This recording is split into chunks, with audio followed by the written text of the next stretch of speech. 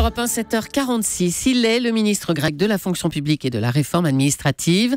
Entre deux réunions de crise avec Alexis Tsipras et Yanis Varoufakis, Georgios Katrougalos est votre invité Thomas pour l'interview vérité d'Europe 1. Bonjour Georgios Katrougalos. Bonjour, merci pour l'invitation. Vous étiez déjà l'invité de l'interview vérité mercredi dernier. Pour vous, à l'époque, il n'y avait aucun doute, il allait y avoir un accord. Mais alors, qu'est-ce qui s'est passé ? Oui, j'étais très optimiste. Je savais que notre côté, le côté grec, voulait un accord. On a déjà fait beaucoup de concessions, quelques-unes très pénibles. Et j'envisageais que nos partenaires feraient la même chose. Mais malheureusement, il n'était pas comme ça. Et après, nous sommes pratiquement devant un ultimatum que nous ne pouvons pas accepter. Alors du coup, votre Premier ministre Alexis Tsipras a annoncé l'organisation d'un référendum qui aura lieu dimanche, le 5 juillet.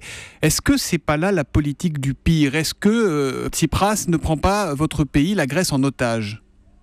Non, c'est exactement le contraire.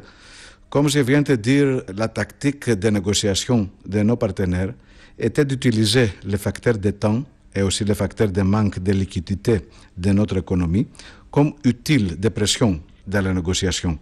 Donc, ils pensaient que dans les derniers moments, quand on n'aura aucune autre alternative, ils allaient nous présenter un ultimatum et nous l'aurons accepté. Mais la démocratie ne fonctionne pas comme ça. On a rejeté cet ultimatum, et pas seulement nous, le gouvernement, il faut aussi demander le souverain, le peuple grec. Vous savez quelle sera précisément la question de ce référendum ? Oui, c'est déjà décidé au Parlement. Vous rejetez ou vous acceptez les propositions de notre partenaire, de nos partenaires, de nos créanciers. C'est ça la question du référendum. Et vous souhaitez que le oui l'emporte ou que le non l'emporte ?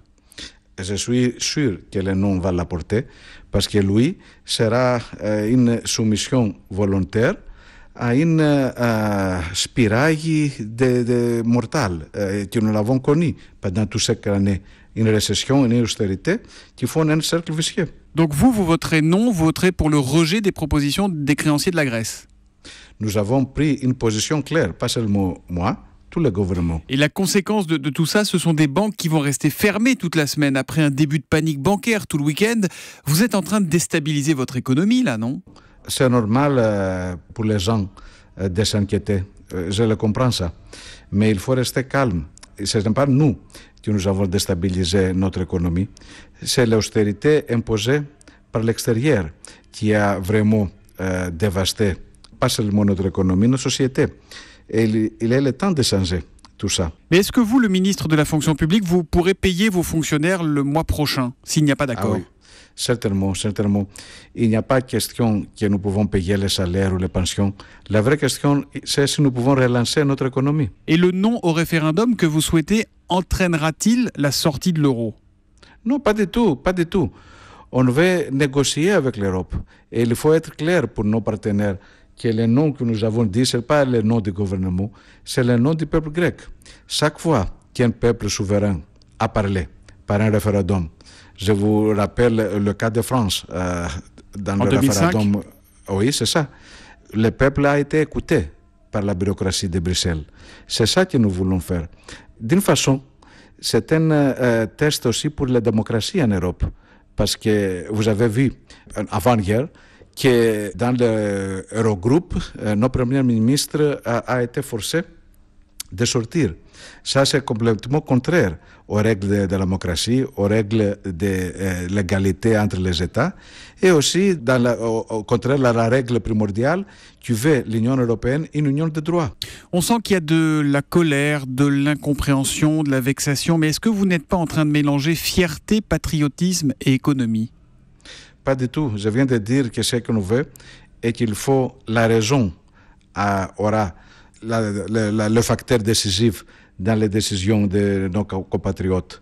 Et j'espère que c'est la raison qui aboutira à un non, qui sera être écouté, pas seulement ici à Athènes, mais à Bruxelles et aussi à Washington par le FMI. Vous savez qu'avec ce non, vous prenez le risque du Grexit quand même. Pas du tout. Nous ne voulons pas le Grexit. Et je crois que l'Europe ne le veut pas, ne le veut non plus. Donc, ce que nous allons demander, ce n'est pas notre sortie de l'Europe, mais qu'on reste dans une Europe sociale, pas une Europe d'austérité qui pousse notre pays à la misère. Est-ce que vous préparez en ce moment le retour d'une monnaie grecque si tout ça devait mal tourner? Non, pas du tout, pas du tout. Votre gouvernement, Georgios Katrougalos, met-il sa survie en jeu avec ce référendum? Est-ce qu'il démissionnera si les Grecs ne le suivent pas, s'ils votent oui à ce référendum? Quand on demande le peuple, il faut accepter ce qu'il va nous dire. Donc, on va évaluer les résultats du référendum, bien que, comme je viens de dire, je suis sûr que le résultat sera non et pas oui. Mais si c'est oui, Alexis Tsipras devra partir, pensez-vous? Nous avons un mandat très récent. Donc, il faut évaluer les résultats. Il faut essayer de comprendre pourquoi le peuple a répondu, en tenir compte des circonstances. Mais, comme je viens de dire, c'est très hypothétique. Et pas seulement ça. Je suis convaincu que le contraire va s'arriver. Georgios Katrougalos, lundi prochain, dans une semaine, au lendemain du référendum, est-ce que vous serez encore ministre grec de la fonction publique? Ah oui, je suis sûr à propos de ça. Merci Georgios Katrougalos d'avoir été sur Europe 1 ce matin. Merci et bonne journée à vous. Merci bien. C'était un plaisir. Au revoir.